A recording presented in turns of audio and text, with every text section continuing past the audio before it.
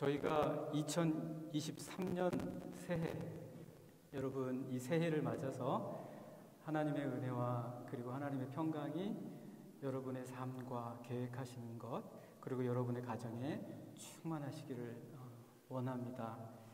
저희 교회의 2023년의 표어는 여러분 주보 앞면에 오른쪽 위편 보시면 아시겠지만 서로 지체가 되어 하나 되는 교회입니다. 그게 저희 교회의 2023년 주제입니다. 이 주제는 오늘 저희가 나누는 말씀이 고린도전서 12장에서 나왔습니다. 특별히 고린도전서 12장 12절에서 나왔는데요.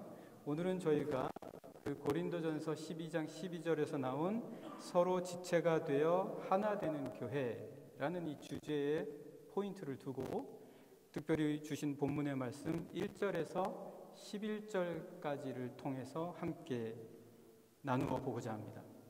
당시 고린도 교회는요, 여러분 우리가 수차례 이 말씀을 나눴기 때문에 아시겠지만 참 하나님의 은혜와 은총이 굉장히 많이 부어진 교회였습니다.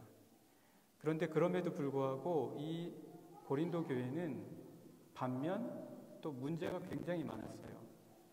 어떤 문제가 있었냐면 그 중에 가장 심각한 문제는 파벌이었어요. 나뉘는 거예요. 어떤 사람은 바울파, 어떤 사람은 그리스도파, 어떤 사람은 베드로 게바파, 어떤 사람은 아볼로파, 이렇게 다 나뉘는 거예요. 은사가 충만하게 주어진다고 해서 문제가 없는 것은 아니에요. 은사가 넘쳐나도 오히려 문제도 많을 수 있어요. 문제가 없을 수 있나요? 여러분의 삶에서 문제 없나요? 우리 교회에 문제가 없나요? 우리 삶은 다 문제예요. 그 문제를 어떻게 우리가 해결하냐? 어떻게 우리가 그 문제 속에서 유익을 얻냐? 그 문제를 보아도 당황하지 않고 오히려 평안할 수 있냐? 오히려 그 문제를 통해서 더 성숙해질 수 있냐? 그거를 오늘 주시는 말씀을 통해서 사도 바울이 고린도 교회에게 주십니다. 이 고린도 교회의 그런 문제들을 보면서 사도 바울이 참 너무 사랑하거든요. 고린도 교회 성도들을. 너무너무 사랑하니까 어떻게 어떤 말씀으로 주어야 할까. 그런데 그럴 수밖에 없는 게 고린도 교회가 위치한 고린도라는 도시가 그랬어요. 고린도라는 도시 자체가 많은 시험과 유혹에 부딪힐 수밖에 없는 노출된 도시였어요. 오늘날 아테네에서 불과 한 80km밖에 떨어지지 않은 서쪽으로 나 있는 도시인데 여러분 잘 아시겠지만 혹 여러분들이 지나가는 이야기로라도 들으셨을 거예요. 고린도의 가장 유명한 거는 운하예요. 운하. 그래서 마치 아프리카 이집트의 수에즈 운하처럼 지중해가 있으면 그 지중해의 동쪽과 서쪽을 빠르게 가로지를 수 있도록 연결해주는 그 운하가 바로 고린도에 있어요. 그래서 이 로마가 지금 현재의 터키의 안탈리아라고 하죠. 안탈리아에서부터 어떤 곡물이든지 어떤 물자를 빠르게 수송을 해 오려면 고린도 옆에 있는 갱그레아 항구에서부터 로마 쪽 이탈리아 반도에 있는 레기온 항구로까지 빨리 움직일 수가 있었어요. 운송할 수가 있었어요. 그러다 보니까 물론 육로가 더 빠르기는 하죠. 그러나 바닷길로 가려면은 그렇게 할 수밖에 없었다. 그러니까 고린도가 얼마나 중요합니까? 대신 거기에 사람이 많이 몰리는 거예요.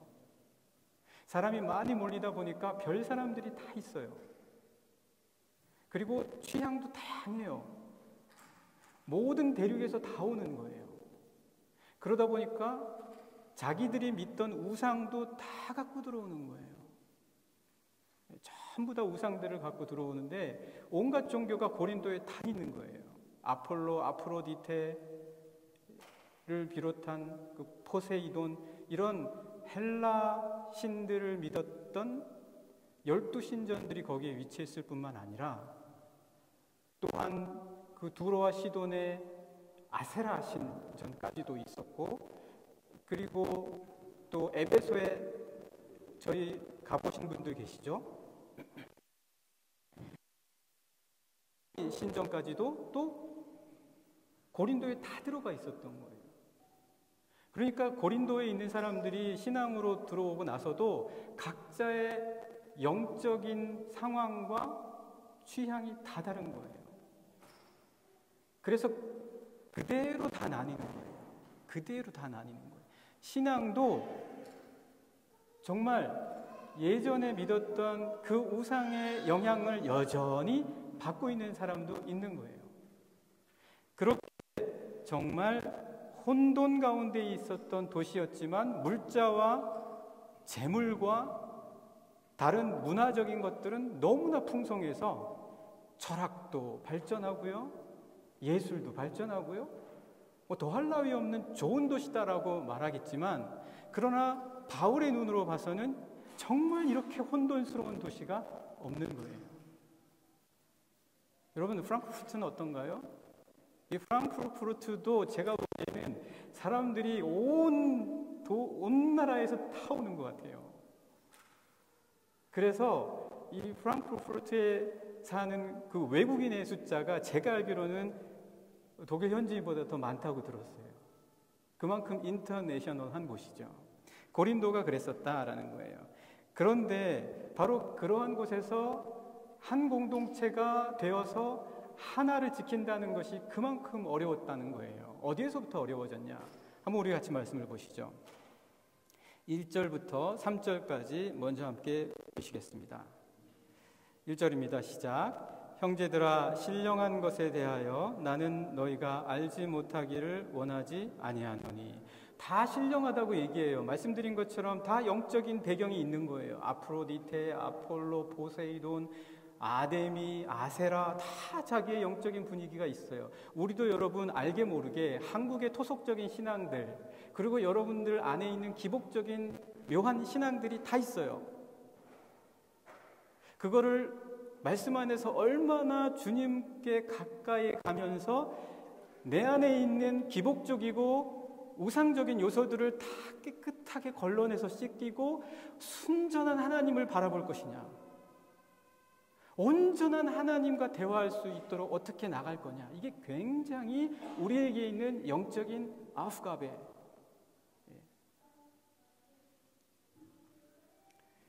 그래서 사도 바울이 고린도 교인들에게 신령한 것에 대해서 너희들이 꼭 알았으면 좋겠다. 너희들이 은사는 굉장히 많지만, 이렇게 얘기하는 거죠. 우리 예전에 고린도전서 14장 같이 한번 말씀 나누셨었죠. 어떤 은사들이 있었습니까? 많았죠. 방언을 통역하는 거, 예언, 굉장히 많은 은사들이 그 교회에 주어져 있었었죠. 그렇게 많은 것에 대해서 너희가 열려져 있지만 영적인 것들이 정말 무엇인지를 알기를 원한다. 그러면서 2절에 이렇게 이야기해 줍니다. 2절 같이 보시겠습니다. 너희도 알거니와 너희가 이방인으로 있을 때에 말 못하는 우상에게로 끄는 그대로 끌려갔느니라. 이 우상 얘기가 나오잖아요. 이 고린도의 그 수많았던 우상적인 배경을 다 갖고 있는 거예요. 그걸 어떻게 우리가 순전한 하나님을 바라보는 신앙관으로 바꿀 것인가? 그래야 우리가 참 인간이 되는 거잖아요. 참 존재가 되는 거잖아요. 참 하나님의 뜻과 목적으로 살아가면서 그때부터는 우리가 그 신앙 속에 더 깊이 들어갈수록 더 평안한 거예요. 우상에게 매여 있으면 흔들리죠, 늘. 우상에게 매여 있으면 늘 요동치죠. 그러나 참 하나님과의 교제를 알아가면 알아갈수록 흔들림이 없는 거예요. 강건한 거예요. 든든한 거예요. 어떻게 그렇게 가냐? 그런데 너희들은 지금 우상에게로 끄는 그대로 끌려다니고 있지 않았었냐? 그런데 재밌는 거는요, 여기 우상이라는 것 앞에 이런 말을 수식해놨어요. 어떤 말이죠? 말 못하는 우상이에요. 말 못하는 우상이에요. 자, 이 말 못하는 우상이라고 한 이유가 뭘까? 우리 한번 같이 이사야 44장 15절 말씀 같이 보시겠습니다. 이사야 44장 15절 말씀입니다. 같이 한번 여러분과 제가 찾아보고 읽도록 하겠습니다. 이사야 44장 15절부터 17절까지만 보시겠는데요. 우상에 대한 묘사입니다. 이사야 선지자가 우상은 이런 거다 이렇게 얘기해 주는 거죠. 한번 같이 읽겠습니다. 15절부터 17절까지입니다. 시작. 이 나무는 사람이 땔감을 삶는 것이거늘 그가 그것을 가지고 자기 몸을 덮게도 하고 불을 피워 떡을 굽기도 하고 신상을 만들어 경배하며 우상을 만들고 그 앞에 엎드리기도 하는구나. 그 중에 절반은 불에 사르고 그 절반으로는 고기를 구워 먹고 배불리며 또 몸을 덮게 하여 이르기를 아하 따뜻하다 내가 불을 보았구나 하면서 그 나머지로 신상 곧 자기의 우상을 만들고 그 앞에 엎드려 경배하며 그것에게 기도하여 이르기를 너는 나의 신이니 나를 구원하라 하는도다. 아니 방금 얼마 전까지만 해도 그 나무 베어다가 그 당시 사람들을 일컬어서 얘기한 것이겠지만 오늘 우리에게도 동일하죠. 방금 전까지만 해도 산에서 나무 베어와서 그 나무로 고기도 구워 먹고 밥 해 먹고 하다가 그 나무 절반을 물끄러미 바라보다가 그걸로 한번 신상을 만들어 보더니 그걸 가지고 드라빔을 만들고 우상을 만들어서 제 소원을 들어주십시오 제 소원을 들어주십시오 하니 그게 고기 구워 먹는 나무지 너의 신이냐라는 겁니다. 자, 왜 이런 일들이 일어납니까? 골로새서 3장 5절 말씀을 보면 찾아보지는 않겠지만요. 여러분 꼭 찾아보십시오. 골로새서 3장 5절 보시면 우상 숭배는 탐심이다 라고 이야기합니다. 우상 숭배는 탐심이다. 다른 말로 하면 자기 욕심이에요. 우상은요. 내가 이루고 싶은 것 때문에 우상을 만드는 거예요. 내가 원하는 것 때문에 우상을 만드는 거예요. 그래서 그 우상한테 막 절하면서 내가 소원하는 것들이 어떤 식으로든 성취되고 이루어졌으면 좋겠다라고 하는 거예요. 결국 자기 마음대로 하고 싶은 거예요. 자기 욕심인 거예요. 이 고린도 교회의 문제가 뭐냐? 이런 말 못하는 우상, 다시 말하면 이 우상은 결국 자기 자신인 거예요. 자기의 소원인 거예요. 자기의 욕심인 거예요. 그래서 자기 마음대로 하고 싶을 때 우상을 만들어내는 거예요. 너희들이 다 그러지 않냐 지금? 이 고린도 교회에게 그렇게 이야기를 합니다. 그렇게 해서는 어떻게 고린도 교회의 성도들이여 너희가 하나가 될 수 있겠냐? 다 저마다 자기가 원하고 싶은 대로 한다면 고린도 교회가 어떻게 하나가 되겠냐? 집에서도 마찬가지죠. 예. 저도요, 제가 원하는 거 계속 얘기하면 정말 가정의 평화가 깨져요. 서로 근데 좀 줄어들더라고요. 이렇게 살면 살수록 줄어들어서 감사하기는 계속 부딪히면 이제 아내랑 좀 괜찮아지면 그 다음부터는 이제 아이들하고 또 이제 시작이 되는 거죠. 아이들하고도 또 이제 서로 같이 이야기 나누고 대화하는. 사도 바울은 어떻게 이야기해 줍니까? 계속해서 3절을 한번 보실까요? 3절 말씀입니다. 그러므로 내가 너희에게 알리노니 하나님의 영으로 말하는 자는 누구든지 예수를 저주할 자라 하지 아니하고 또 성령으로 아니하고는 누구든지 예수를 주시라 할 수 없느니라. 그러니까 우상에게 의지하면서 내 소원을 극대화시키려 하고 내 욕망을 그 우상을 통해서 표출하려고 하면 결국은 하나님도 그렇게 믿으면 안 된다라는 거예요. 우리가 교회에 다니면서 교회 신앙생활을 그렇게 하면 안 된다는 거죠. 그렇게 하면 결국은 무엇을 말할 수 있겠습니까? 하나님이 뜻하시는 것을 아무것도 말 못하는 거예요. 내 말만 하게 되는 거예요. 그러니까 사도 바울은 3절에서 그렇게 말하지 말고 하나님의 영으로 말해라, 이 이야기를 해주고 있습니다. 하나님의 영으로 말하는 자들은 이렇게 말한다. 성령으로 아니하고는 이렇게 말하지 않을 수가 없다. 이렇게 이야기해 줍니다. 사랑하는 영락의 성도 여러분, 오늘 여러분들이 누군가와 하나가 되기를 원하시면 이야기하실 때 기도하세요. 성령으로 대화하게 해주십시오. 성령으로 말하게 해주십시오. 그렇게 간절하게 기도하십시오. 여러분 성령님이 계시고 여러분은 다 하나님의 아들들이잖아요. 그거에 대한 확신이 있으시지요, 그죠? 그러니까 여러분 안에 계신 성령으로 대화하십시오. 그럴 때 우리가 성령으로, 다시 말하면 한 차원 더 높은 생각하세요. 직장에서도요. 나 저 사람하고는 진짜 안 맞아요. 저 상대방도 똑같을 수 있어요. 성령으로 대하면은요, 하나가 된다라는 거예요. 사도 바울이 이 고린도 교인들에게 말 못하는 우상에게 하면 정말 그야말로 말 못한다. 성령으로 말하게 하시는 하나님의 영으로 말하도록 너희를 훈련해라. 훈련이에요. 훈련하십시오. 끊임없이 훈련하십시오. 여러분에게 유익한 거예요. 사도 바울이 나중에 이게 너희의 유익이다 이렇게 이야기해주고 있습니다. 자, 우리가 그러면 또 이제 고린도 교회를 향하여 말하는 이 사도 바울의 이제 서로 지체가 되어 하나 되는 교회의 말씀은요, 그 지체라는 단어에 또 초점이 있어요. 지체.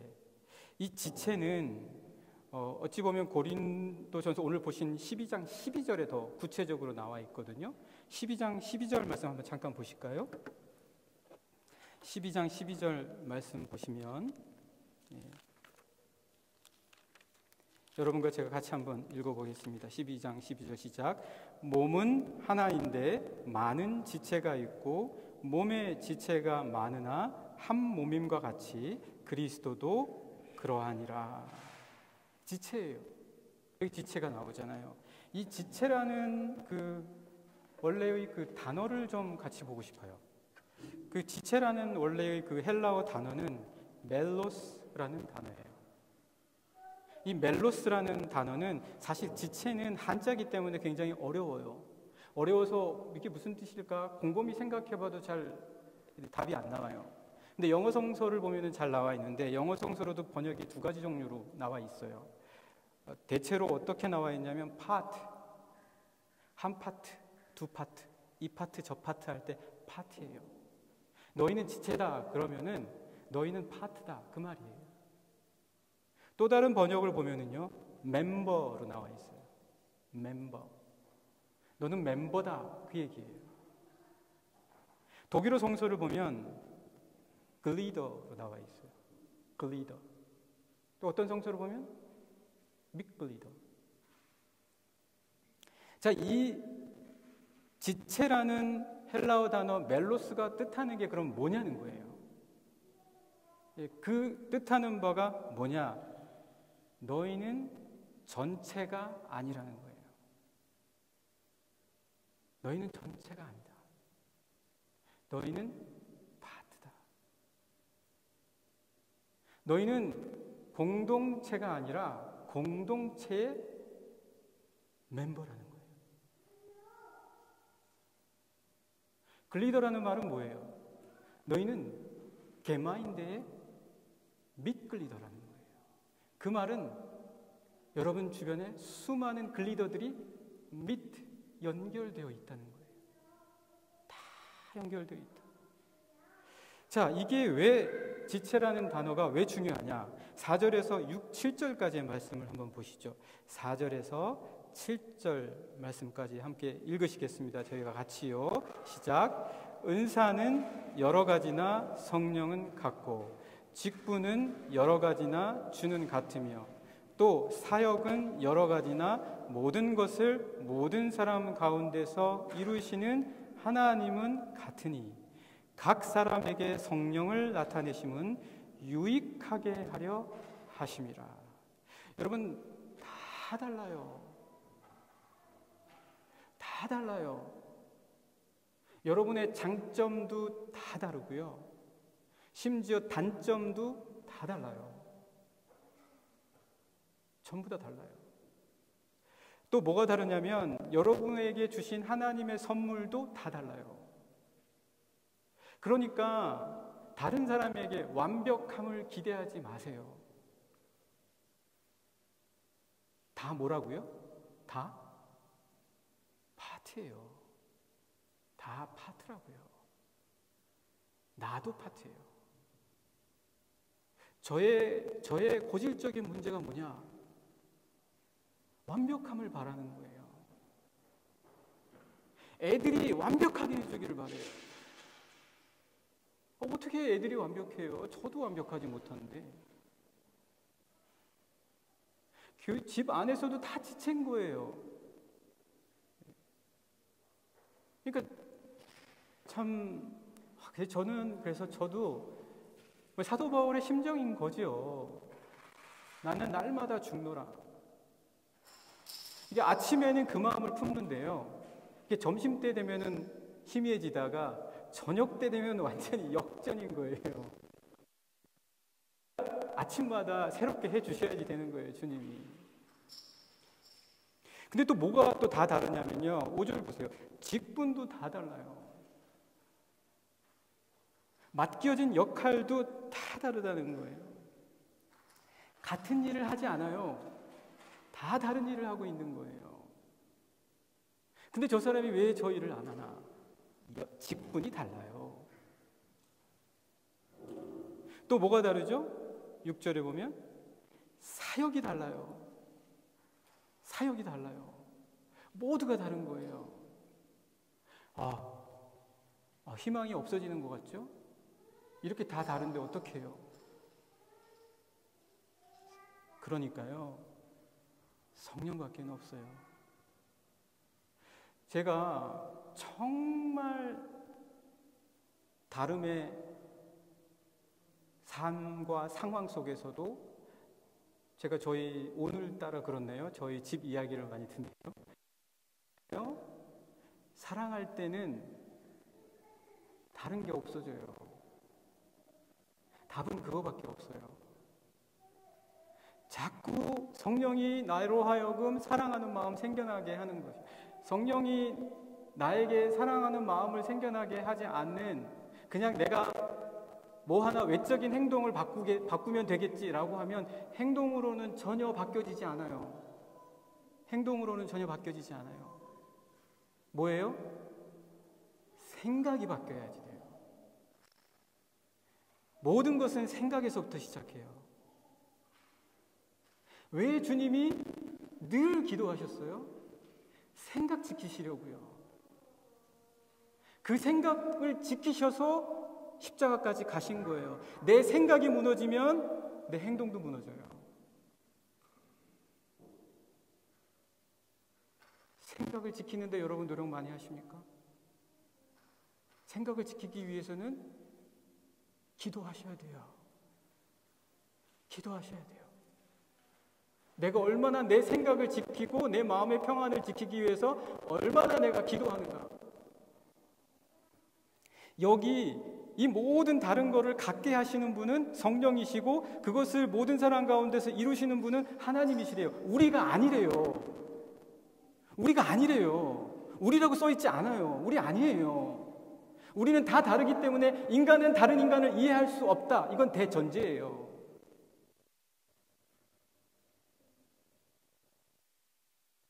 하나님께서 이루시도록 하나님께 간구하면서 내 생각을 지켜주십시오. 내가 이렇게 할 수 있도록 힘주십시오. 라고 내 생각을 지키면서 내 삶의 모습과 행동을 다 단대하게 바꿔나갈 수 있어야 된다라는 것이죠.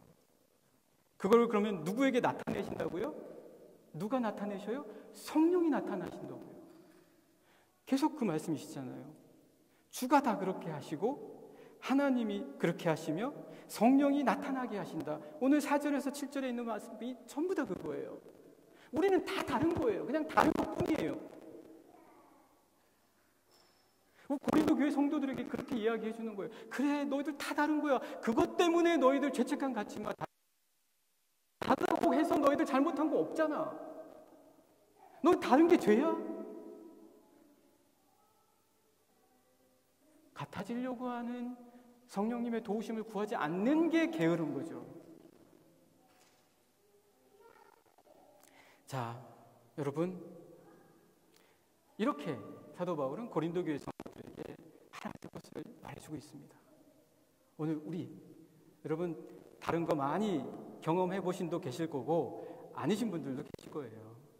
꼭 기억하셔서 성령님의 도움을 구하십시오. 성령님께서 여러분들을 도우시고 여러분의 삶에서 다 다르지만 같음을 나타내실 줄 분명 믿습니다. 아멘이십니까? 아멘이셔요? 네, 우리 다 달라요. 예. 아마 여러분들 저하고 한 일주일 정도 살다 보면 저 사람 왜 저러나 막 그러실 거예요. 다르니까요.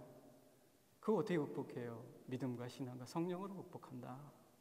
자, 이제 마지막 세 번째. 여러분 혹시 이 사람 아시나요? 르네 마그리트라는 벨기에 화가가 있죠. 여러분 중절모를 쓴 신사가 사과가 코에 떡하니 붙어있는 그림 아시죠?